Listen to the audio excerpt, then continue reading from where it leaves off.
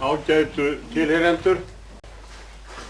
Það hefur verið að fjalla sagnahefð og sagnir á vísindalegan hátt held ég hér í Reykholti og ég hef auðvitað mikið hugsað sagnir og sögur og hvernig eigi að segja sögur. Og eitt af því sem ég hef oft velt fyrir mér það hvort að það sé nauðsynlegt að sögur séu sannar eða hvort að megi ekki vera ósannar. Og ég hef komist að niðurstöðu í þessum efnum að það er allt í lagi að sögur séu ósannar ef þær eru sennilegar.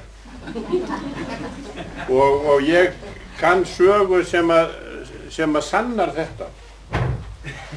Og hún er það þegar að Páll Líndal og Ingólfur Jónsson og Hellu voru að semja ævisögu Ingólfs og Ingólfur bunaði út úr sér niðurstöðum í kosningum á Suðurlandi, kosningu eftir kosningu upp á atkvæði per flokk og bara myndi þetta allt saman.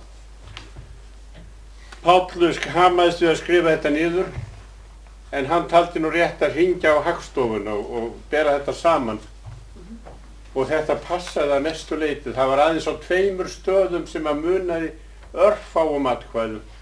Og hann næst þegar þeir hittust, þá vék Páll að þessu varfærnislega og sagðist hafa hringt á Hagstofuna. Og þá svarar Ingólfur og reisti sig. Það er merkilegt hvað oft ónákvæmir þarna á Hagstofunni. Þetta getur alveg verið satt.